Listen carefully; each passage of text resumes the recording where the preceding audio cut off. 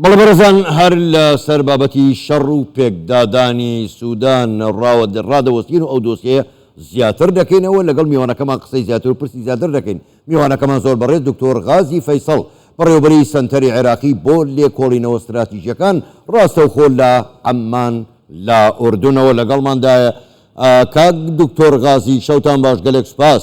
بۆ بەشداریکردنتان لەگەڵمان لەم گەشتەی ژووری هەواڵی کوردستان 24. زۆر باشە لەسەر شەڕ و پێکدادانی سوودان بەڕای ئێوە تا چەند دەستی دەرەکی بە تایبەتیش دەوڵەتانی عەرەبی لەم شەڕ و پێکدادانەی سووداندا هەیە؟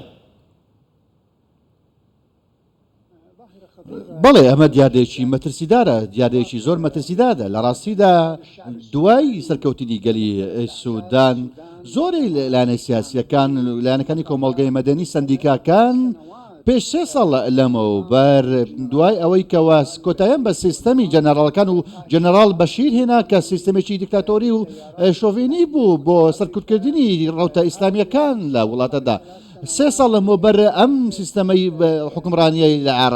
لە سوودان ڕووخا بۆ ئەوەی کەوا سیستەمێک پێک بهێنرێت لە لێوان سوپا و دامەزراوە مەدەنەکاندا کە لە 2 ساتدا هاتن بۆ ئەوەی کەوا بابەتەکە یەکلا بکەنەوە لە بەرژەوەندی سندیکا و ڕخراوە مەدەنەکان بۆ بنیادنانی سیستەمێکی دیموکراسی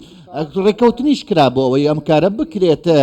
بۆ ئەوەی کەوا بەڵگەنامەیەکی دەستوریشان واژۆ کرد لە هەمان کادا ئەنجومەنی سیادی لە سوودان لە نێوان مەدەنەکان و لە نێوان سەربازەکان سوپای سوودان پێکێنرا. ئەم ئەنجومەنی سیادیا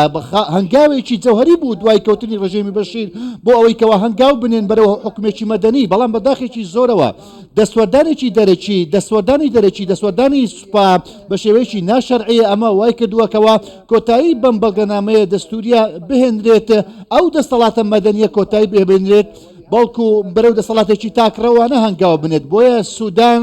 دەبینین ئاسایشی سوودان کەوتە مەترسیەوە، پرسی دیموکراسیەت لە هەمان لە سوودان کەوتۆتە مەترسیەوە، ڕوبەڕووی شکست و پێشەلکاری زۆر گەورە بۆتەوە. ئەوەی کە ئەمڕۆ ڕوودەدات لە هەمان کاتدا بەڕاستی بڵێن دیاردەیەکی مەترسیدارە، ناشەرعیە لە واقعدا لە سوودان لە مێژووی سووداندا جەنجەوید ئەو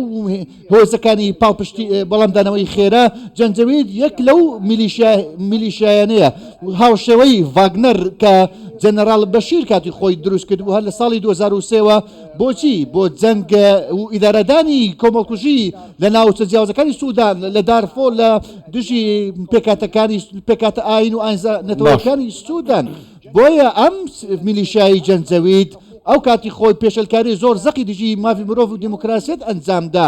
ئەمڕۆژ لە هەمان کاتدا دەبینین ئەم جۆرە هێزانە کاتێکەوە دەبینین ئەم جۆرە هێزانە وەک بابەتی هێزەکانی بەتەزانەوەی خێرا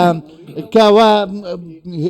جەنگیان بەرپا کردووە لە هەمان کاتدا هەواڵگری ئەمانش بەڕاستی ڕۆڵێکی زۆر مەترسیدار دەجێڕێ. ئێستا ئەوانم بەڕاستی چونە تا حاڵەتی شەڕی ناوخۆوە. ئەمە وەکو بەشێک لەو حکوم بەکو لەو ململانەی خوێناوی کە لەسەر دەسەڵات هەیە، ئەمەش بەهۆی نەبوونی دەستور نەبوونی حکومڕانیەکی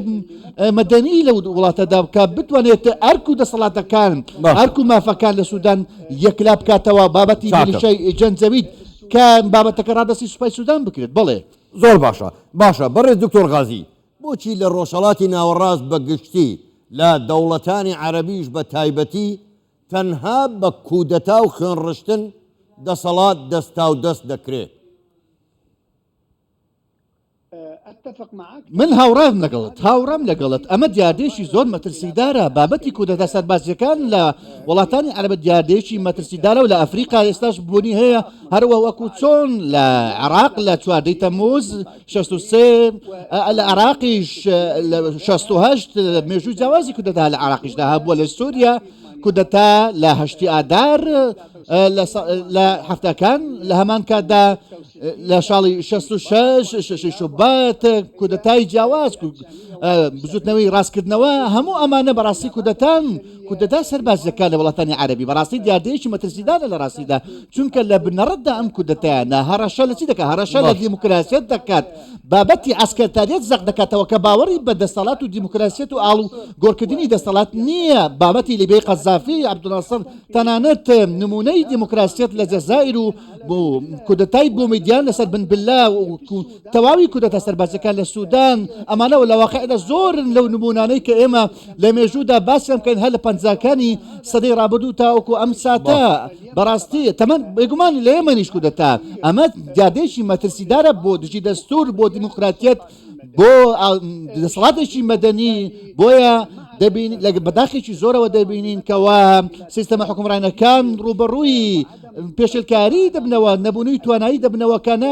کە ناتوانن پەیڕەوی پیادەی دیموکراسیت بکەن بەهۆی چی بەهۆی دەسەڵاتی دەسوەردانی سوپاکان